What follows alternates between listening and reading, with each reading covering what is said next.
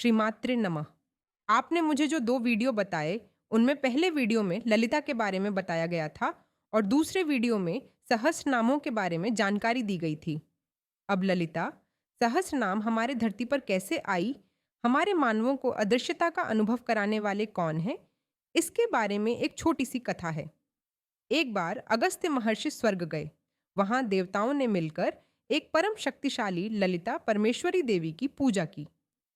तब वह आश्चर्यचकित हो गए कि यह देवी कौन है। मैंने इससे पहले कभी इस देवी को नहीं देखा। ब्रह्मा, विष्णु और महेश्वर भी इसके अधिपति हैं। यह माँ, मैंने अब तक यह सब नहीं सुना। इस संदेह को दूर करने के लिए अगस्त्य महर्षि हयग्रीव स्वामी के पास गए। हयग्रीव कौन है? वे सभी विद्याओं के मूल तत्व को जानने वाले गुरु हैं। उनका सिर घोड़े के रूप में है, जो ज्ञान को सूक्ष्मता से दर्शाता है। तब हयग्रीव ने कहा, अगस्त्य, तुम माँ की पूजा करने के लिए तैयार हो, इसलिए मैं तुम्हें बताता हूँ कि माँ कौन है और सहस्रनामों के बारे में समझाते हैं। ललिता, सहस्रनाम परम रहस्यमय हैं। ये मानव जन्म के लिए उपदेशित नहीं हैं, बल्कि परम पवित्र गुप्त रहस्यों की तरह हैं। यह हयग्रीव स्वामी ने अगस्त्य को ब्रह्म विद्या का उपदेश देते हुए कहा। इस विषय को व्यास ने ब्रह्मांड पुराण के उत्तर भाग में उल्लेखित किया है। हयग्रीव स्वामी ने ललिता सहस्रनाम को केवल एक ही बार नहीं कहा, बल्कि उन्होंने जो भी कहा उसमें ललिता सहस्रनाम के बारे में भी बताया। ये सभी बातें हयग्रीव स्वामी ने कंची के क्षेत्र में कहीं, जो कि हमारे कांचीपुरम में है। इसे हयग्रीव स्वामी ने अगस्त्य को बताया। यह ब्रह्म विद्या है। यहाँ श्री विद्या उपासना में 2 रूप हैं, एक शिव स्वरूप और दूसरा विष्णु स्वरूप।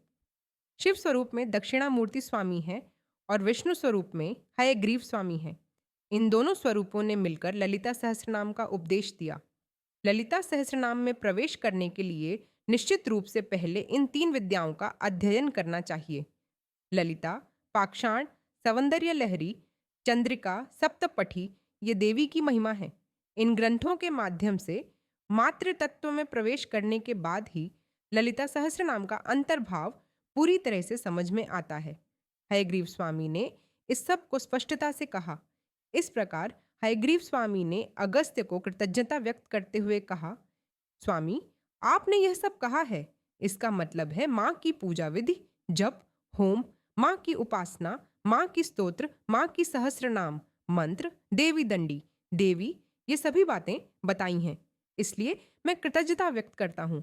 अगस्त्य महर्षि ने यह जानकारी दी। लेकिन यहाँ हयग्रीव स्वामी ने माँ के बारे में सब कुछ कहा, लेकिन ललिता सहस्रनाम नहीं कहा, क्योंकि गुरु केवल तभी शिष्य को उपदेश देते हैं जब वह योग्य होता है। यहाँ गुरु का मतलब ज्ञान और दया है। ये दोनों यहाँ हैं। अगस्त्य महर्षि ने हयग्रीव स्वामी से पूछा, क्या तुम भूल गए हो या मैंने योग्यताएं नहीं बताई हैं? यहाँ अगस्त्य महर्षि ने हयग्रीव स्वामी से पूछा, यहाँ एक गुप्त रहस्य है, उसी में लोपामुद्रा है। हयग्रीव स्वामी ने अगस्त्य महर्षि को बुलाया। तब उन्होंने कहा, यहाँ लोपामुद्रा का अर्थ है लोपामुद्रा। क्यों बुलाया? असल में लोपामुद्रा देवी के भक्त हैं। उनकी भक्ति अद्भुत होती है। भक्त का मतलब केवल हमारा भक्त नहीं, यहाँ महाभक्त है। वह सहस्रनाम में एक है। कटगमाल स्तोत्र में भी लोपामुद्रा और अगस्त्य दोनों हैं। दोनों कैसे होते हैं?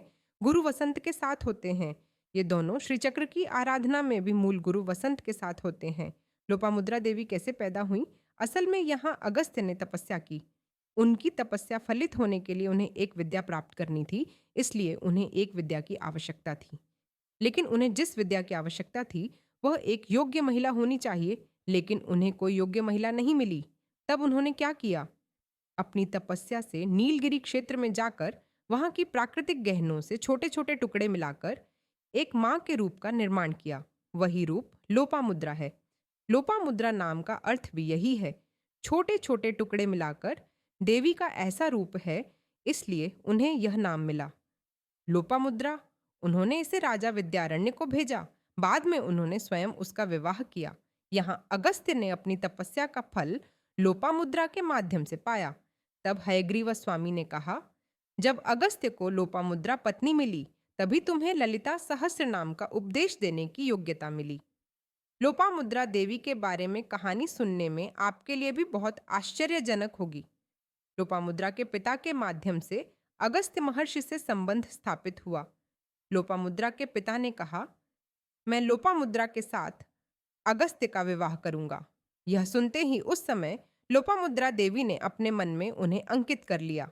उन्होंने बड़थागा को संक्षिप्त किया, लेकिन लोपामुद्रा के पिता जब भी अगस्त्य मुनि से जाकर मेरी बेटी की शादी करने के लिए पूछेंगे, तब तुरंत मैं अपने पिता को बताऊंगी कि मैं अभी भी गृहस्थ जीवन के लिए तैयार नहीं हूं।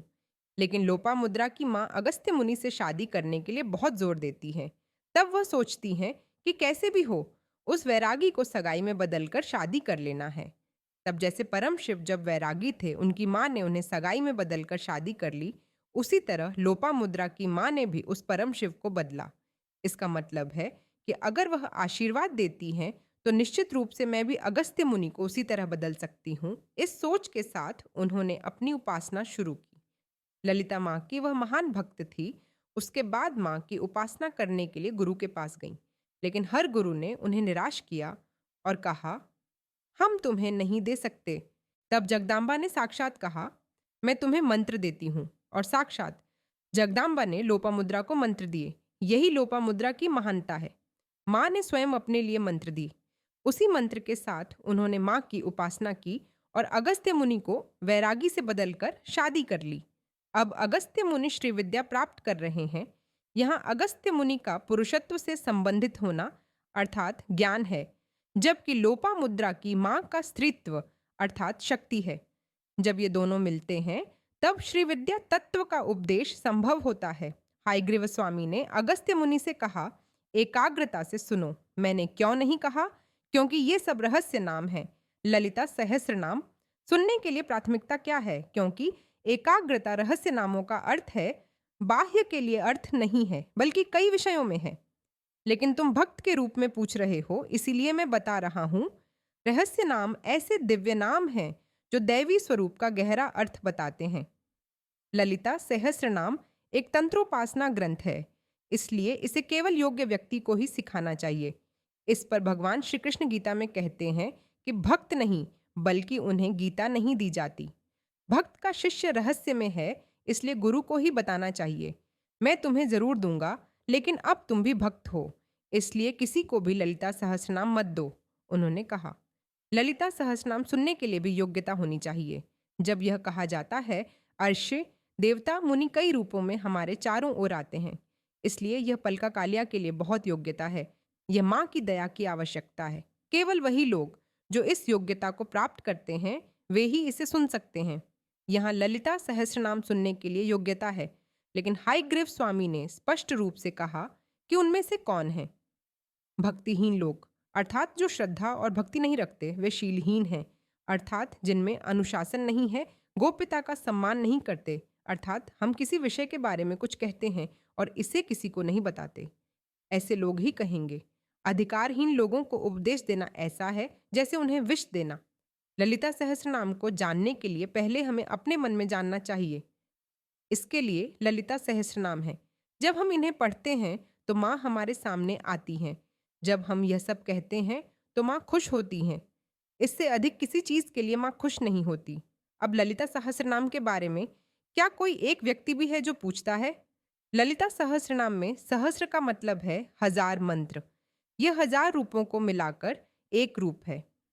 माँ इस तरह की और भी आध्यात्मिक बातें जानने के लिए चैनल को सब्सक्राइब करें। श्रीमात्रे नमः।